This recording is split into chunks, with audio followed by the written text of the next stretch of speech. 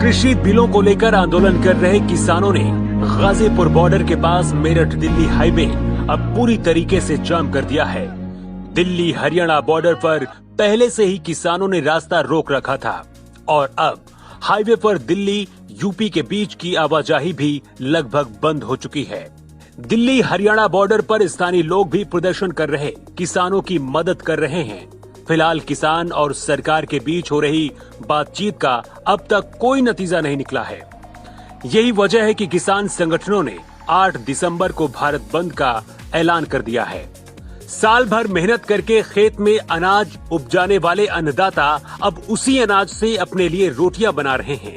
लकड़ियां सूखी नहीं हैं, इसलिए आग सही से जल नहीं रही और कुछ रोटियां जल भी गई हैं, लेकिन बनाने वालों का हौसला और जोश कम नहीं हुआ। साथ ही दिन भर हुए प्रदर्शन की बातें भी कर रहे हैं। किसान एक दूसरे से ये भी पूछ रहे हैं कि आखिर सरकार उनकी मांगे कब पूरी करेगी। किसानों की मांगों को जायज ठहराते हुए इस आंदोलन का समर्थन करता रहा है, लेकिन अब इस किसान आंदोलन के बीच से जो बातें, तस्वीरें और तथ्य निकलकर सामने आ रहे हैं, उसका हम समर्थन नहीं करते हैं। मशहूर अमेरिकी लेखक मार्क ट्वेन ने कहा था कि जब तक सच अपने जूते के फीते बांधता है, तब तक झूठ आधी दुनिया का चक्कर लगा चुका होता है। मार्क ट्वेन ने ये बात करीब 125 साल पहले कही थी, लेकिन 100 वर्षों के बाद यानी कि अब दुनिया में बहुत कुछ बदल चुका है। आज के दौर में जितनी देर में सच जूते के फीते बांधता है, तब तक झूठ दुनिया के 2 से 3 चक्कर लगाकर वापस आ चुका होता है। और अगर ये झूठ नफरत के कंधों पर सवार हो, तो इसकी रफ्तार किसी सुपरसोनिक मिसाइल से भी कहीं ज्यादा होती है। ऐसा ही कुछ अब किसान आंदोलन की आड़ में कुछ अलगाववादी ताकतें इसे हिंसक और आतंकित करना चाहती हैं। ऐसी एक तस्वीर किसान आंदोलन के बीच से आपको दिखी होगी। ये तस्वीर सोशल मीडिया पर भी खूब वायरल हो रही है, जिसमें एक ट्रैक्टर में लगे पोस्टर में खालिस्तान की मांग की गई।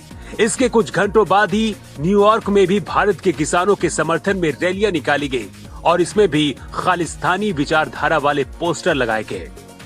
इस पोस्टर पर इंदिरा गांधी और प्रधानमंत्री मोदी की तस्वीरें लगी थी और इस पर लिखा था कि 1984 में इंदिरा गांधी ने गड़बड़ की और वो चली गई। ये सिर्फ समय की बात है। आपको बता दें कि 1984 में इंदिरा गांधी की उन्हीं के सुरक्षा कर्मियों द्वारा गोली मारकर हत्या कर दी गई थी। जाहिर है इस पोस्टर के जरिए प्रधानमंत्री मोदी को भी उसी तरह से जान से मारने की धमकी दी गई है। इतना ही नहीं, इस रैली में खालिस्तान के झंडे भी लहराए गए।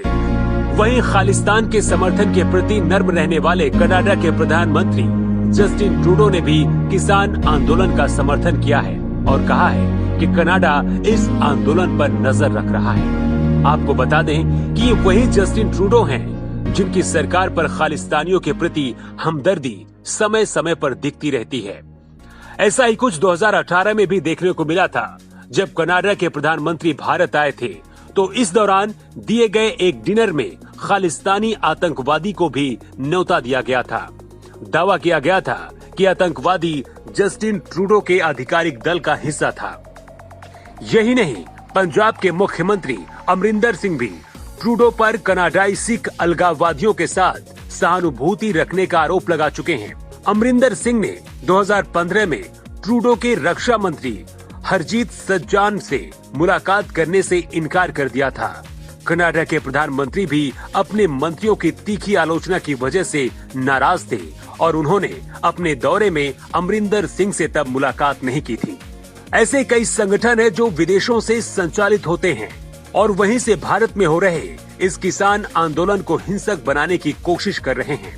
ऐसे ही एक संगठन का नाम है सिख फॉर जस्टिस, जिसने इस आंदोलन में शामिल किसानों को 7.5 करोड़ रुपए की मदद देने का ऐलान किया है। ये संगठन खालिस्तान के नाम पर भारत में आतंकवाद फैलाने का काम करता है। ये तो सिर्फ एक नाम है, ऐसे कई नाम हैं जो पीछे से इस आंदोलन को निगेटिव एनर्जी दे रहे हैं। एक सच तो आप भी जानते हैं कि इस आंदोलन में सबसे ज्यादा जो किसान शामिल हैं, वो पंजाब और हरियाणा के हैं। लेकिन कुछ आंकड़े जो हम आपको अब बताने जा रहे हैं, उसके बाद हो सकता है कि आप भी थोड़ा हैरान हो जाएं। ये सच है कि अभी भी सरकार लगातार एमएसपी पर किसानों से फसल खरीद रही है और अब तक 29,70,000 किसान इसका फायदा उठा चुके हैं। वर्ष 2020-21 के लिए सरकार 60,000 करोड़ रुपए से ज्यादा की फसल एमएसपी पर किसानों से खरीद चुकी है।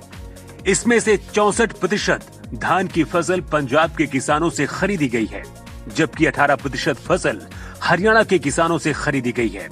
इसके अलावा उत्तर प्रदेश के किसानों से 7%, उत्तराखंड से 3%, तमिलनाडु से 1% और अन्य राज्यों से 2 से 5% धान की फसल सरकार ने एमएसपी पर खरीदी है। कुल मिलाकर इस साल सरकार ने गेहूं और चावल की जो कुल फसल किसानों से खरीदी है, उसमें से 82% चावल और 52% गेहूं की फसल हरियाणा और पंजाब के किसानों से ही खरीदी गई है। इसलिए ये समझना थोड़ा सा मुश्किल हो जाता है कि जिस राज्य के किसानों को एमएसपी का सबसे ज्यादा फायदा मिल रहा है, वही किसान एमएसपी को लेकर इतने आशंकित क्यों हैं, इतने चिंतित क्यों हैं।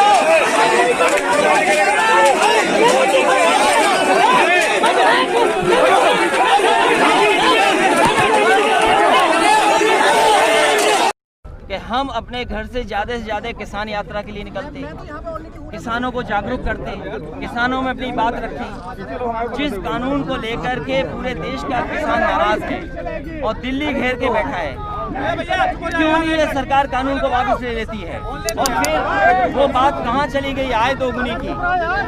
ये सरकार को किसान अभिशाप लगने जा रहा है। इस सरकार को, ये सरकार बचने वाली नहीं है। पीएम कन्नौज कोरोना का टर्फ दे रहे हैं, आज ही बड़ा कार्यक्रम आगरा में हो रहा है सर। हम और आप लोग बैठे हैं, ये प्रशासन की वजह से बैठे हैं, सरकार की वजह से बैठे हैं। और अगर प्रशासन और सरकार चाहती तो ये हम लोग दूरी बना करके बैठे होते।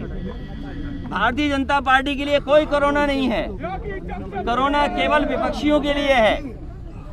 क्या भारतीय जनता पार्टी के लिए कोरोना है? नहीं। भारतीय जनता पार्टी के लिए कोई कोरोना नहीं है। वो कहीं सभाएं करें, देश में सभाएं कर लें, चुनाव प्रचार कर लें, उनके लिए कहीं कोरोना नहीं है।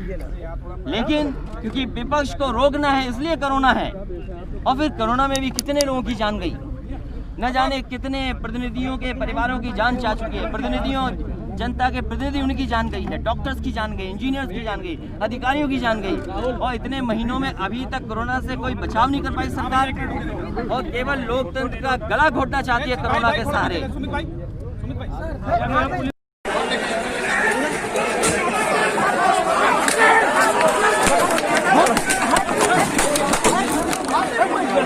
अरे दादा कैसे गलत चीज है, धक्का ना दीजिए। आप गलत कर रहे हो, गलत दिया है, आपने धक्का दिया है, ना करिए आप।